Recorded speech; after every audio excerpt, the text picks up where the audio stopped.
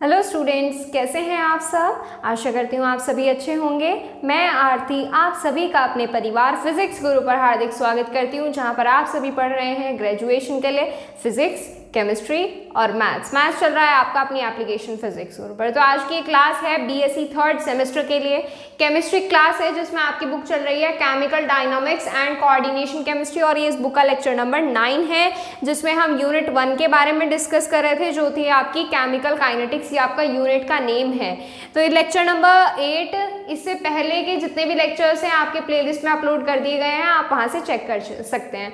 तो इसमें लास्ट वाले लेक्चर में हमने एक टॉपिक डिस्कस किया था, जो था आपका आर्हेनियस इक्वेशन। तो आर्हेनियस इक्वेशन में एक टर्म आई थी आपकी एक्टिवेशन एनर्जी की टर्म। ये थी आपकी ईए एक्टिवेशन एनर्जी की टर्म। एक्टिवेशन एनर्जी की टर्म मैं आपको सच बताऊं, मैंने सोचा था कि बच्चे इसको पूछेंगे कि एक्टिवेशन एनर्जी एक्चुअल में है क्या। हमने ये तो बताया था एक्टिवेशन एनर्जी वो एनर्जी है जो रिएक्टेंट के मॉलिक्यूल को बैरियर क्रॉस करने के लिए ज़रूरत होती है। लेकिन एक्टिवेशन एनर्जी एक्चुअल में होती क्या है, ये तो एक रफली डेफिनेशन थी आप लोगों को समझाने के लिए, बट किसी ने भी ये क्वेश्चन नहीं पूछा कि एक्टिवेशन एनर्जी एक्चुअल में होती क्या है। तो फिर भी हम आपके लिए आज लेकर आए हैं कॉन्सेप्ट ऑफ एक्टिवेशन एनर्जी, कि एक्चुअल में एक्टिवेशन एनर्जी होती क्या है, किसी रिएक्टेंट मॉलिक्यूल की एक्टिवेशन एनर्जी कैसे दी जा सकती है, किस तरह से रिएक्टेंट मॉलिक्यूल से वो एनर्जी का बैरियर क्रॉस करते हैं, वो सारी चीज़ें हम इसमें आज डिस्कस करने वाले हैं। ये आपका थ्योरेटिकल पोर्शन नहीं है, ज़्यादा डेरिवेशन जैसे हमने किसके लिए आर्हेनियस इक्वेशन के लिए डेरिवेशन की थी उसके लिए भी नहीं है, मतलब डेरिवेशन नहीं है आपकी ये। तो एक्टिवेशन एनर्जी के कॉन्सेप्ट को हम पूरी तरह से समझेंगे ग्राफिक्स मेथड के थ्रू, ग्राफ के थ्रू हम इसको समझेंगे। ग्राफ के थ्रू किस तरह से, देखो जब कोई भी रिएक्शन होती है तो हम क्या देखते हैं, सबसे पहले देखते हैं कि रिएक्शन आपकी कितनी कंप्लीट हो रही है। देखो यहाँ पर हमने लिए दो एक्सिस। अब देखो आप मेरी बात को ध्यान से सुनना और समझना।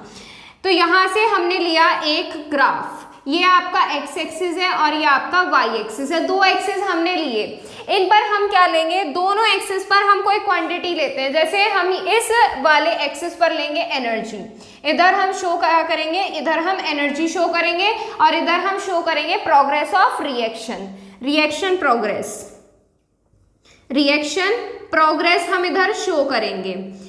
तो देखिए रिएक्शन प्रोग्रेस किस तरह से शो होगी। जैसे मान लो यहाँ पर आपका क्या है, रिएक्टेंट मॉलिक्यूल्स है, और यहाँ पर आपका क्या बन रहा है, यहाँ पर आपका प्रोडक्ट बन रहा है। तो रिएक्शन आपकी कितनी कंप्लीट कब हो रही है और किस तरह से हो रही है, वो सारी चीजें मैं आपको आज इसमें क्लियर करूंगी।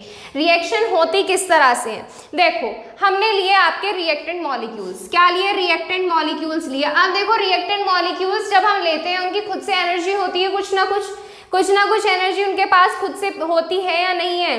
जैसे मैं सबसे बेस्ट एग्जांपल लूँ, आपने कभी चाय बनाई है, सबसे इजी होता है, सबसे इजी कुकिंग के लिए चाय बनाना। तो देखो चाय बनाने में क्या होता है, इसमें क्या लेते हैं, दूध होता है, चीनी होती है, चाय पत्ती होती है, पानी ऐड किया जाता है। उन रिएक्टेंट ये आपके क्या है, रिएक्टेंट मॉलिक्यूल्स है। प्रोडक्ट आपका क्या बनता है, प्रोडक्ट आपका बनता है वो चाय में। चाय क्या है, आपका प्रोडक्ट है। रिएक्टेंट मॉलिक्यूल्स क्या हो गए, दूध, चाय, चीनी और पानी, ये सारे रिएक्टेंट प्रोडक्ट्स हो गए।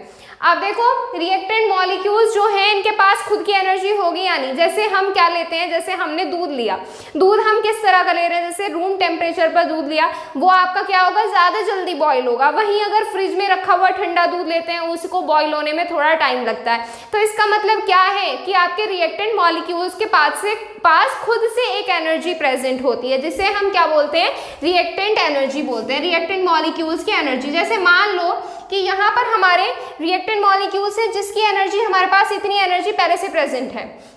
यहाँ पर हमारे रिएक्टेंट मॉलिक्यूल्स हैं जिनके पास इतनी एनर्जी पहले से प्रेजेंट है। कितनी, इतनी एनर्जी हमारे पहले से प्रेजेंट है। इसको हम किससे शो करते हैं, इसको हम शो करते हैं ई आर से, ई आर से।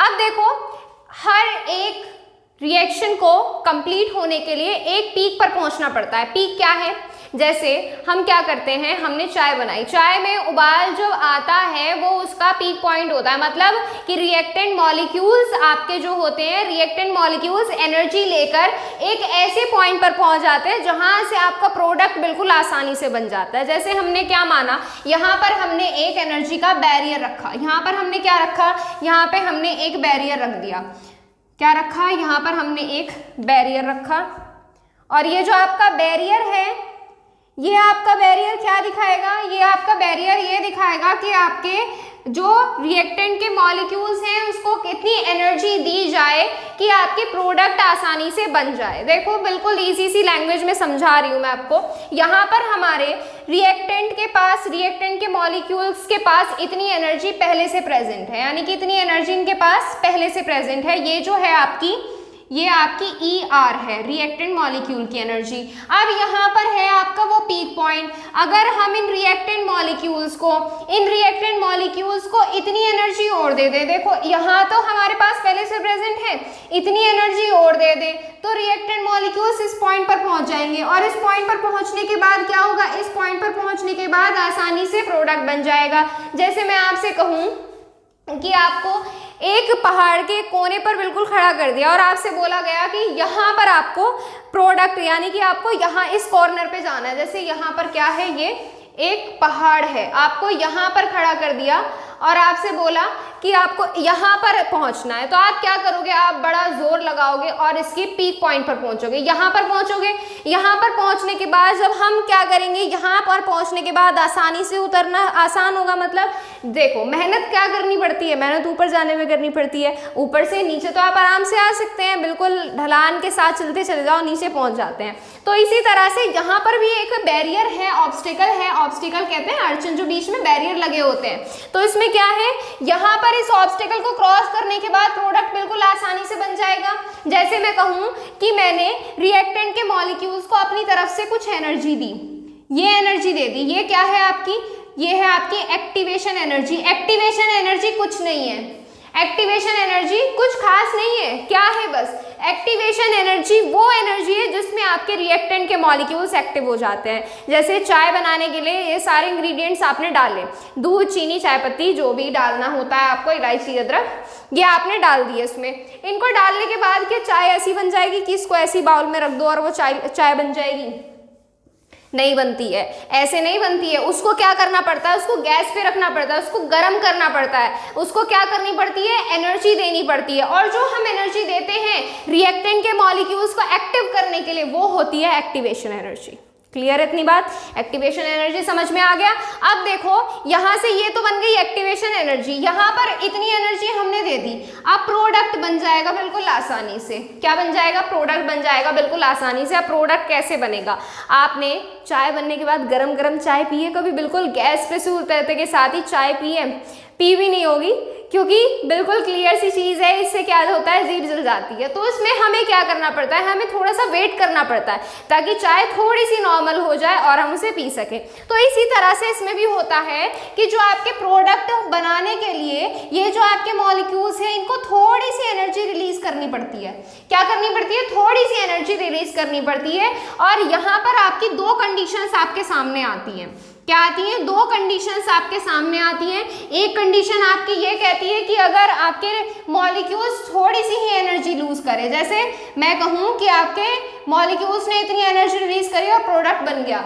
जैसे कुछ लोग होते हैं बिल्कुल ठंडी करके चाय पीते हैं, तो उसमें क्या होती है, ज़्यादा एनर्जी निकल जाती है चाय में से। कुछ लोग ऐसे होते हैं गरम गरम चाय पीते हैं, उसमें कम एनर्जी निकलती है, गरम गरम चाय पीने वालों में से है। तो इसमें देखो यहाँ पर आपकी क्या है, यहाँ पर आपके एक प्रोडक्ट ये बन गया। ये जो आपकी कंडीशंस है, ये कंडीशंस आपकी शो करती हैं एंडोथर्मिक और एक्सोथर्मिक रिएक्शंस। एंडोथर्मिक और एक्सोथर्मिक पर भी चलेंगे, अभी इसको और समझो, और है इसमें पॉइंट्स। तो इसमें यहाँ पर इतनी बात क्लियर हो गई कि ये आपका यहाँ पर रिएक्टेंट है और ये आपका यहाँ पर क्या बन गया, ये आपका यहाँ पर प्रोडक्ट बन गया। अब देखो जो आपके प्रोडक्ट ने रिलीज करी है, देखो प्रोडक्ट ने इतनी एनर्जी तो रिलीज कर दी, इतनी एनर्जी क्या कर दी, लूज कर दी। तो ये जो आपकी एनर्जी बची, ये हम एनर्जी का बैरियर है ना, ये हमारा मीटर है ना, एनर्जी शो कर रहे हैं ना हम इस पॉइंट पर। तो ये जो आपकी एनर्जी बची, ये है आपकी प्रोडक्ट की एनर्जी। क्या बची? प्रोडक्ट की एनर्जी, ये होती है प्रोडक्ट की एनर्जी। क्लियर है इतनी बात? अब हम क्या करेंगे, अब हम जानते हैं कि हमारी ये जो रिएक्शन है ये रिएक्शन किस टाइप की है। कोई मुझे बताएगा कि ये एंडोथर्मिक रिएक्शन है या एक्सोथर्मिक रिएक्शन है? किसी के पास कोई ऑप्शन है? ऑप्शन मतलब किसी के पास कोई आइडिया कि ये एंडोथर्मिक है या एक्सोथर्मिक है? देखो मैं आपको बताती हूँ एंडोथर्मिक और एक्सोथर्मिक रिएक्शंस क्या होती है। सबसे पहले तो ये देखो, ये आपकी रिएक्शन है एंडोथर्मिक। एंडोथर्मिक रिएक्शन कैसे अभी समझाती हूँ। जैसे मान लो रिएक्टेंट के मॉलिक्यूल्स को एक्टिव करने के लिए आपने यहाँ पर 40 जूल की एनर्जी लगाई, 40 जूल की एनर्जी लगाई आपने इसको रिएक्टेंट मॉलिक्यूल्स को यहाँ पर पहुँचाने के लिए, लेकिन बदले में रिएक्टेंट मॉलिक्यूल्स ने क्या किया, सिर्फ 10 जूल की एनर्जी रिलीज करी, सिर्फ 10 जूल की एनर्जी रिलीज करी। आपने 40 जूल की मेहनत लगाई है, आपको सिर्फ 10 जूल का रिजल्ट मिला है। 30 जूल तो ऐसे के ऐसे ही चले गए, 30 जूल तो आपको वसूल नहीं हुए ना। तो यहाँ से आपका प्रॉफिट कैसा हो रहा है? प्रॉफिट नहीं हो रहा है, यहाँ पर लॉस हो रहा है। तो देखो ये जो 10 जूल एनर्जी है, इस रिएक्शन को फिर से आगे कराने के लिए 10 जूल एनर्जी जो इसने रिलीज करी है, एक तो ये काम में आ जाएगी यहाँ पर, लेकिन रिएक्टेंट मॉलिक्यूल्स को फिर से एक्टिव करने के लिए आपको टोटल कितनी जूल की एनर्जी की जरूरत है? 40 की। 10 के पास है तो 30 आपको खुद से लगानी पड़ेगी। 30 जब खुद से लगानी पड़ेगी तो ये रिएक्शन कैसी होगी?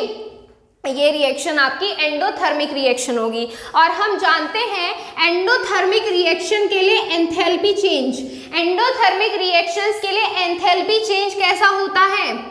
आपका एंथैल्पी चेंज कैसा होता है? पॉजिटिव होता है। इसको हम कैसे निकालते हैं? एंथैल्पी क्या है? एंथैल्पी कुछ खास नहीं है, एंथैल्पी आपकी पर मोल एनर्जी कही जाती है। एंथैल्पी क्या होती है? पर मोल एनर्जी कही जाती है। अब देखो एंथैल्पी कैसे निकालते हैं हम? एंथैल्पी के लिए हम कैसे निकालते हैं? इसको हम निकालते हैं प्रोडक्ट माइनस रिएक्टेंट। इसी तरह से करते हैं या नहीं करते हैं? बताओ। यहाँ पर आप एनर्जी ऑफ प्रोडक्ट भी लिख सकते हो या फिर एनर्जी ऑफ रिएक्टेंट भी लिख सकते हो, यहाँ पर इस तरह से आएगा। अब आप खुद देखो आपकी एनर्जी ऑफ प्रोडक्ट कैसी है? इतनी ज़्यादा है। एनर्जी ऑफ रिएक्टेंट कितनी है? इतनी कम है। एनर्जी ऑफ प्रोडक्ट क्या है आपकी? ज़्यादा है। एनर्जी ऑफ रिएक्टेंट कम है। जब ज़्यादा में से क्या कर रहे हो? कम घटा रहे हो तो कैसा आएगा? पॉजिटिव ही आएगा। तो आपका ये जो एंडोथर्मिक रिएक्शन है, ये इसके लिए आपका एंथैल्पी चेंज पॉजिटिव होता है। ये चीज़ आपको पहले से ही नॉन है, ठीक है। और एंथैल्पी चेंज कैसे निकालते हैं? Enthalpy of product minus enthalpy of reactant, या फिर energy of product minus energy of reactant. इस तरह से हम इसको फाइंड आउट करते हैं। तो आपको मैं ये ग्राफ फिर से समझा रही हूँ, एंडोथर्मिक के लिए, एक्सोथर्मिक के लिए भी बताऊंगी, लेकिन इस बार फिर से समझो इसको। देखो हमने एक्स एक्सिस लिया, वाई एक्सिस लिया। एक्स एक्सिस पर हम चेक कर रहे हैं रिएक्शन की प्रोग्रेस, की रिएक्शन कितनी कंप्लीट हो गई है, कितनी रह रही है। और वाई एक्सिस पर हम देख रहे हैं एनर्जी की, कितनी एनर्जी उसके पास, रिएक्टेंट मॉलिक्यूल्स के पास पहले से प्रेजेंट है और कितनी एनर्जी उसको हमने दी है प्रोडक्ट बनने के लिए। तो देखो सबसे पहले आते हैं इस पॉइंट पर। ये जो आपका है, ये सेंटर को O मान लूं मैं इसको, तो यहाँ से O से R के बीच जो एनर्जी है रिएक्टेंट मॉलिक्यूल्स के पास पहले से प्रेजेंट है, और इसको हमने किससे शो किया? ER से शो किया। किससे? ER से शो किया। अब बात करते हैं रिएक्टेंट मॉलिक्यूल्स को। अब यहाँ पर हमने क्या रखा हुआ है? एक ऑब्स्टेकल रखा हुआ है, या ये कह सकते हो कि एक मीटर रखा हुआ है कि जिस पॉइंट के बाद आपकी क्या बन जाएगी? प्रोडक्ट बन जाएगा या चाय बन जाएगी यहाँ से। तो यहाँ पर हम क्या करेंगे कि आपके रिएक्टेंट मॉलिक्यूल्स यहाँ तक पहुँच जाए, हम रिएक्टेंट मॉलिक्यूल्स को एक्टिव करेंगे। और एक्टिव कैसे होंगे? जब हम उनको एनर्जी देंगे। तो रिएक्टेंट मॉलिक्यूल्स को एक्टिव करने के लिए हमने जो ये एनर्जी दी, इसको हम बोलते हैं एक्टिवेशन एनर्जी। क्या बोलते हैं? Activation energy. अब यहाँ पर इतनी बात हो गई। देखो मैं आपको बताऊं, एक सिंपल सी चीज़ मैं आपको बताती हूँ। केमिकल रिएक्शन होने का मतलब क्या है? केमिकल रिएक्शन होने का मतलब ये है पुराने बॉन्ड टूटना, नए बॉन्ड बनना। जब हम किसी भी चीज़ को एनर्जी देते हैं रिएक्टेंट मॉलिक्यूल्स को, तो पुराने बॉन्ड जो होते हैं आपके टूट जाते हैं और नए बॉन्ड फॉर्म होते हैं। यहाँ पर आपके इस पॉइंट पर आके पुराने बॉन्ड बिल्कुल आसानी से टूट जाएंगे रिएक्टेंट के, और नए बॉन्ड आपके यहाँ पर बनने शुरू हो जाएंगे, तभी आपका नया प्रोडक्ट निकलता है। ये चीज़ भी मैं आपको समझाऊंगी। तो यहाँ पर आ जाओ अब फिर से। तो यहाँ पर आप पहुँच गए। इसके बाद आपका क्या प्रोडक्ट क्या होता है? एनर्जी रिलीज करना शुरू करता है। क्या करता है? एनर्जी रिलीज करना शुरू करता है। भाई ये लाइन सीधी बना लेना, मुझसे तो सीधी बन नहीं रही है। देखो यहाँ पर आपके प्रोडक्ट क्या करता है, एनर्जी रिलीज करना स्टार्ट करता है। जब ये एनर्जी रिलीज करना स्टार्ट करता है तब आपका ये प्रोडक्ट बन जाता है। मान लो इसने थोड़ी सी एनर्जी रिलीज करी और प्रोडक्ट बन गया, जैसे 40 जूल एनर्जी दी और 10 जूल एनर्जी रिलीज करके इसने प्रोडक्ट बना दिया। तो यहाँ पर आपको आगे की रिएक्शन कराने के लिए और एनर्जी की जरूरत पड़ेगी, तो ये रिएक्शन कैसी होगी, एंडोथर्मिक होगी। तो एंडोथर्मिक रिएक्शन के लिए हम क्या देखते हैं कि आपके एंथैल्पी चेंज की वैल्यू पॉजिटिव में आती है।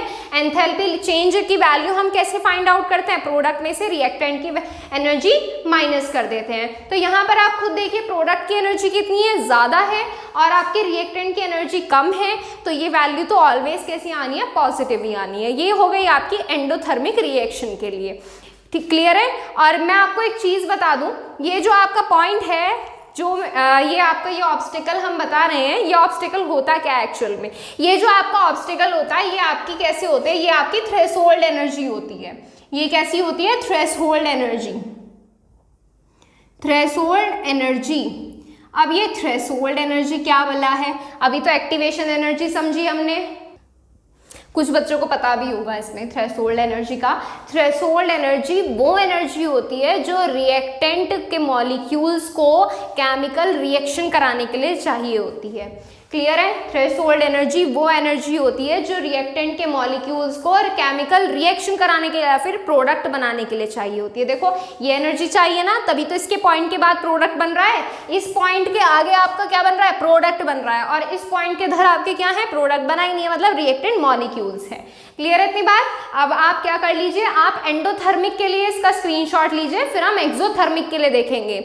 आप इसका स्क्रीनशॉट ले लीजिए, फिर हम एक्सोथर्मिक। और हाँ, एक चीज मैं आपको बताती हूँ, वो चीज़ ये है, आप बोलते हो लैंग्वेज दिखाओ। अब देखो मैंने आपको ग्राफ समझाया, अगर आपने ठीक से समझा होगा ना तो आप इसको ऐसे ही लिख सकते हो कि हमने इस पॉइंट पर नाम ले लो, ये ए दे दो, ये बी दे दो, कि हमने इस पॉइंट पर रिएक्शन की प्रोग्रेस देखी है, इस पॉइंट पर एनर्जी देखी है, और ये जो हमारा क्या है, हमारा ओ आर, रिएक्टेंट के पास कुछ एनर्जी पहले से प्रेजेंट होती है जिसे हम ई आर से शो करते हैं। रिएक्टेंट मॉलिक्यूल्स को एक्टिव करने के लिए हमने एक एनर्जी दी रिएक्टेंट के मॉलिक्यूल्स को, जिसे हम एक्टिवेशन एनर्जी कहते हैं। थ्रेशोल्ड एनर्जी पर पहुंचने के बाद हमारा प्रोडक्ट क्या करना है, एनर्जी रिलीज करना स्टार्ट करता है।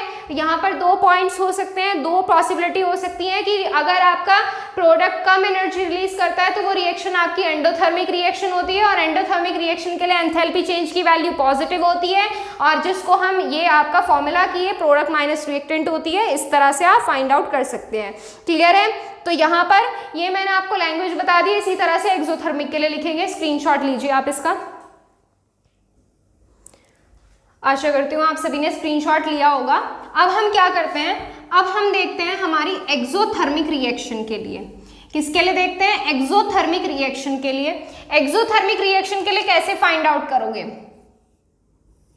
देखो आपके एक पॉसिबिलिटी तो मैंने ये बताई आपको कि आपके रिएक्टेंट मॉलिक्यूल्स जो होंगे प्रोडक्ट बनाने के बाद ज़्यादा एनर्जी रिलीज करेंगे। मतलब कुछ लोग वैसे होंगे जो ज़्यादा ठंडी चाय पीते हैं, कुछ लोग थोड़ी गर्म चाय पीते हैं। तो आप बात करते हैं जो लोग ज़्यादा ठंडी चाय पीते हैं, मतलब जो आपके ज़्यादा एनर्जी रिलीज करेगा। मान लो कि आपके प्रोडक्ट ने इतनी एनर्जी रिलीज करी तब जाकर आपका प्रोडक्ट बनाया, मॉलिक्यूल्स ने इतनी एनर्जी रिलीज करी तब जाकर आपका यहाँ पर प्रोडक्ट पी बना है।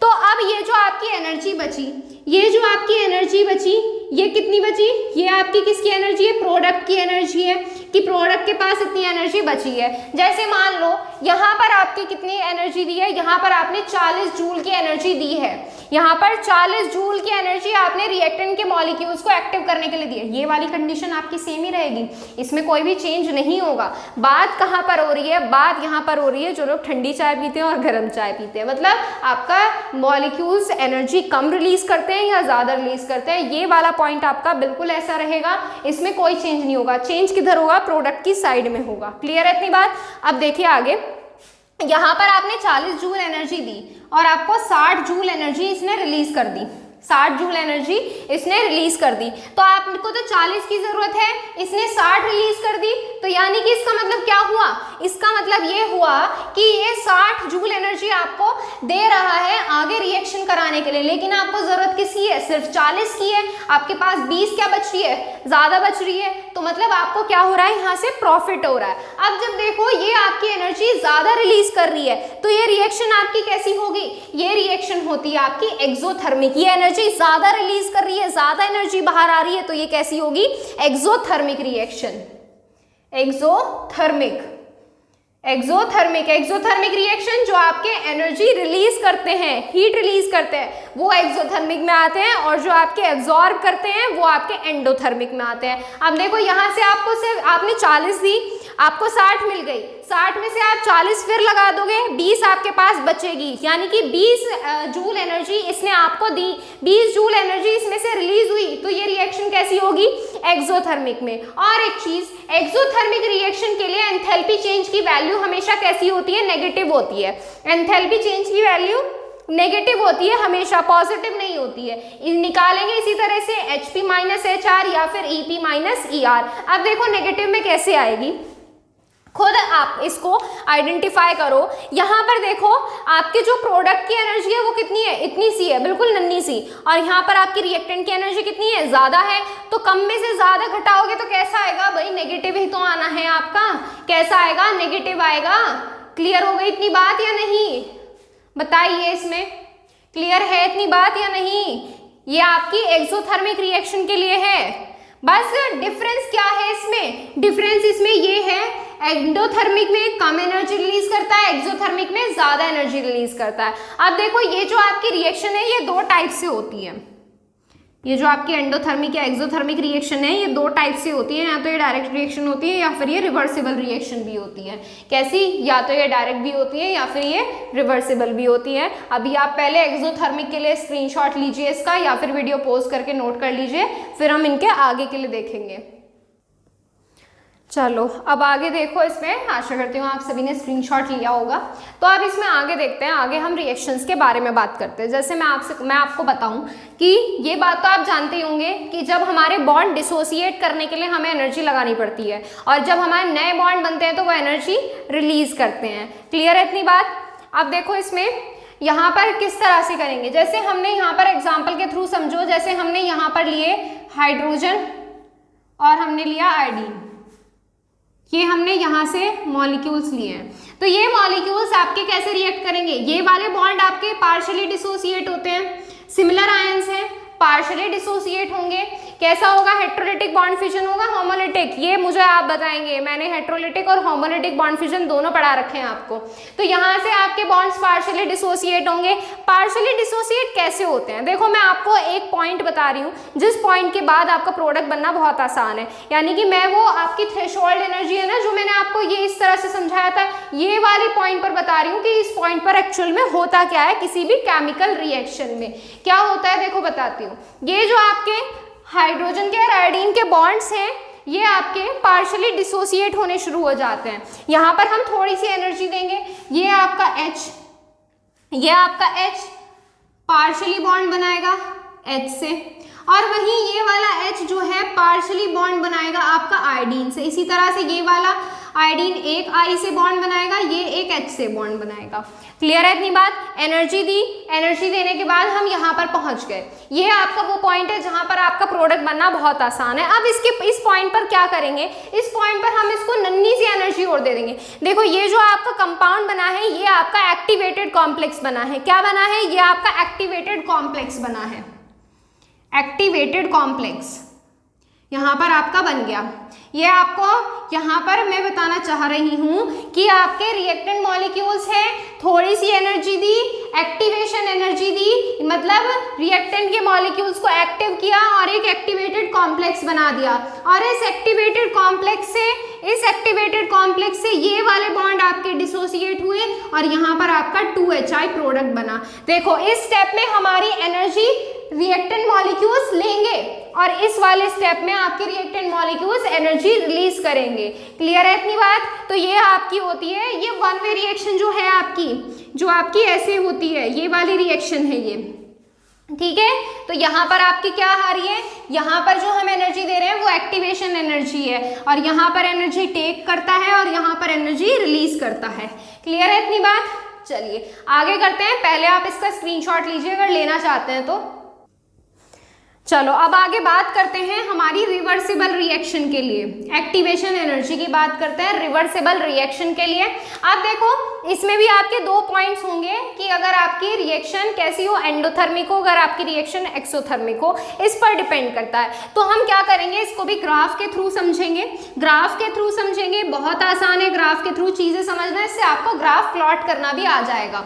अब देखिए यहाँ से ये हमारा एक्स एक्सिस और वाई एक्सिस लिया है, ये हमारी क्या है, थ्रेशोल्ड एनर्जी है। मैं इस बार लिखूंगी नहीं, आपको डायरेक्ट समझाऊंगी। क्लियर है?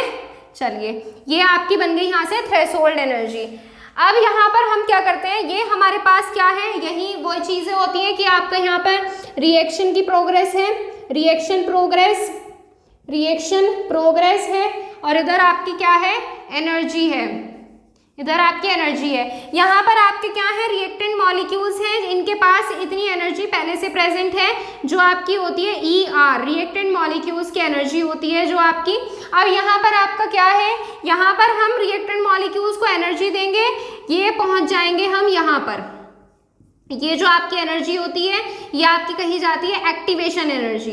क्या कही जाती है, एक्टिवेशन एनर्जी। अब देखो यहाँ पर इस पॉइंट पर पहुंच गए, इस पॉइंट पर पहुंच गए। अब देखो ये जब हम रिएक्शन की बात कर रहे हैं, ये रिएक्शन आपकी कैसी होती है, फॉरवर्ड रिएक्शन होती है। मतलब इसमें देखो रिएक्टेंट के मॉलिक्यूल्स किसकी तरफ बढ़ रहे हैं, प्रोडक्ट की तरफ। अरे ऐसे ही तो होता है, ये रिएक्टेंट के मॉलिक्यूल्स हैं, यहाँ पर अगर इस एरो का मतलब क्या है कि यहाँ से हम प्रोडक्ट की तरफ बढ़ रहे हैं, और इस एरो का मतलब क्या है कि प्रोडक्ट से हम वापस रिएक्टेंट की तरफ बढ़ रहे हैं। यही होता है ना।